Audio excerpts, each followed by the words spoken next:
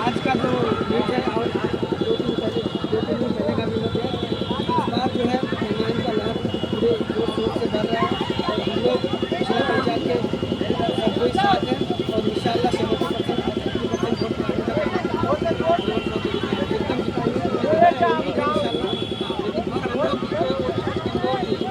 ठीक है। वो अपने जगह वो वोट मांगते हैं, इस बार जो है ना हम लोग शरवर भाई कैंडिडेट है, अलग सवाल है, लेकिन हम लोग ओवैसी का दीवाना है। हमारे सीमांचल में अख्तर साहब का हम लोग दीवाना है। अख्तर साहब जिधर रहेंगे इंशाल्लाह हम लोग उधर रहेंगे और वोट उन्हीं का नाम से हम लोग करेंगे। जी जी जी, पूरी MIM की बस यही बात है कि नीचे कौन है उसे देखना नहीं है। जो ओवैसी साहब सदन में जो आवाज़ उठाते हैं, मुसलमानों के हक और हुकूक की बात करते हैं, उसको देखते हुए सीमांचल की ज़मीन 2020 में की अगर बात करें तो आपार समर्थन यहाँ से ओवैसी साहब को मिला था और 2025 में भी लोग ये कह रहे हैं कि उससे ज़्यादा समर्थन यहाँ से मिलेगा।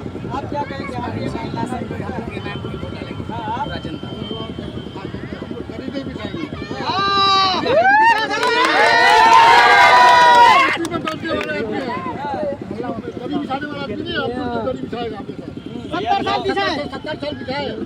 अब बिछाने वाले नहीं है दड़ी, अब कुर्सी में बैठेंगे। क्या बोल रहे थे? 70-75 साल हम लोगों ने वोट देके देखा, कांग्रेस को वोट दिया, आरजेडी को वोट दिया, सब लोगों ने हमको वोट इकट्ठा करके किया है। हम लोग अब इस बार अपना क़यादत को खड़ा करेंगे। पिछला पंचायत से हम लोग भारी मतों से सरवर आलम को जिताएंगे। एक शेर है कि मैं अकेला ही चला था जाने पे मंजिल मगर, मैं अकेला ही चला था जाने पे मंजिल मगर, लोग आते गए कारवा बनता गया।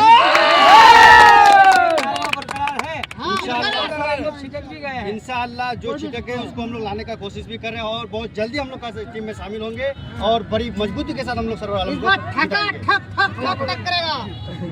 मेरा नाम मोहम्मद तहसील हुआ जी, मैं पिछला पंचायत में हूँ।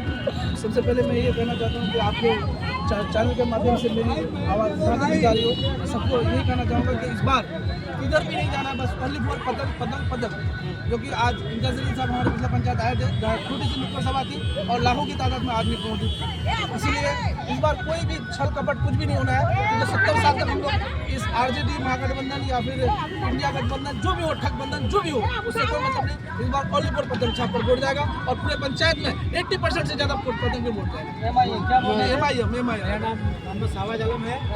2020 में तो ओवैसी का हमारे यहाँ हवा चला था, 2025 में बिल्कुल तूफान होगा, आंधी हुए। अच्छा, कितना उड़ेगा पतंग? इतना पतंग सिर्फ वल्ली तरफ वाले भी कुछ नहीं, वल्ली पतंग जो RJD में है, जो RJD के अलावा कुछ नहीं है। पतंग आएगा पतंग। अरे लालटेन का जमाना किया, मिट्टी का तेल भी बंद हो गया, लालटेन भी बंद हो गया।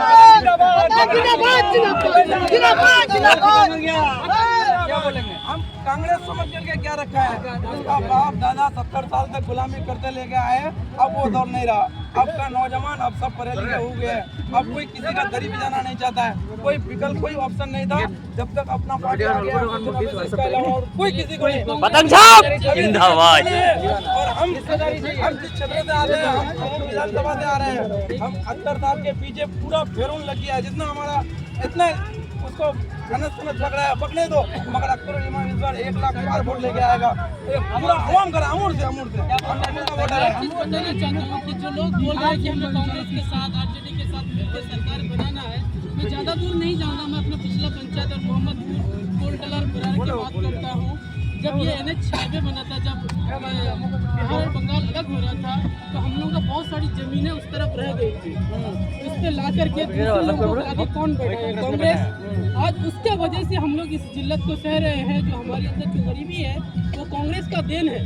तो कांग्रेस ने हमें कहाँ नहीं सताया है।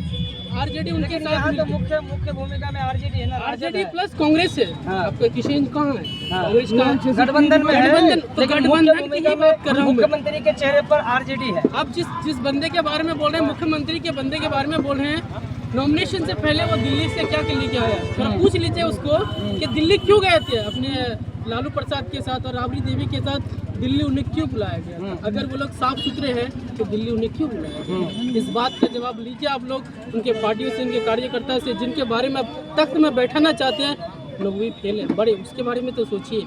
9वीं फेल बंदे को आप सरकार में लाना चाहते हैं, जो बैरिस्टर है, जो पढ़े लिखे इंजीनियर है, जो यहाँ आपका चाय जामिया बेचने से वाला देश चला रहा है, आप नौवीं फेल की बात कर रहे हैं। वो देखिए सर, वो जब चाय बेचने वाला बेच रहा है ना, देश चला नहीं रहा, देश कहाँ जा रहा है? देश को बेचा जा रहा है। देश को बेच रहा है वो, देश को बेच रहा है, तो रहा है वो। देश भिजवाओ यार, देश भिजवाओ यार। इंडिया के पास मोदी देश बेच रहा है, वो चाय नहीं बेच रहा है। चाय बेचने वाला देश बेच रहा है, देश चला नहीं रहा।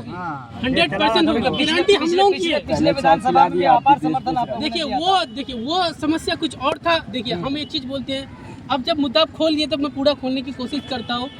जब मुसलमानों की उन्हें ज़रूरत नहीं है तो रातों रात खरीदने का भी ये इंतज़ाम ना करिए आप। अगर आप लालच नहीं देते तो सामने वाला जाता नहीं। 17 महीने की सरकार किसके ये सीमांचल का देन है जो अब 17 महीने का सरकार बनाए, और उस 17 महीने का सरकार में अब जो काम गिना रहे वो सीमांचल का देन है। अगर वो 4 सीट आपके पास नहीं जाता तो अब किसी हाल में नहीं सरकार बनती है। अच्छा, ओवैसी साहब का एक भाषण जो बड़ा वायरल हो रहा है, अमोर विधानसभा में आकर के उन्होंने कहा था कि अब हम सीएम बनाएंगे, मुख्यमंत्री से नहीं मानेंगे, हमें मुख्यमंत्री चाहिए। जरूर बनाएंगे।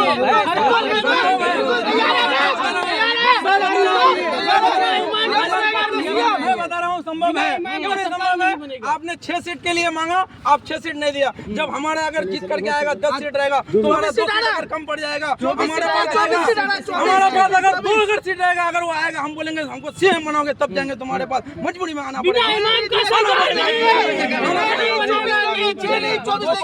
आप 20 सीट देते हो और 20% वाले को 2 सीट देते हो। मैं पिछला पंचायत के सभी वासी को यही कहना चाहता हूँ, किसी की बातों में मत आए, क्योंकि 75 साल से हमारे साथ नाइंसाफी हुई है। जी बिल्कुल। नाइंसाफी हम लोग नौजवानों मिलकर बूढ़े बुजुर्ग माँ बहनों को लेकर पतंग को वोट देकर इस नाइंसाफी को हम लोग असूल करेंगे, क्योंकि 18% की आबादी को ये दरकिनार कर रहे हैं और 14% की आबादी ये बोल रहा है कि मुख्यमंत्री बनाएंगे।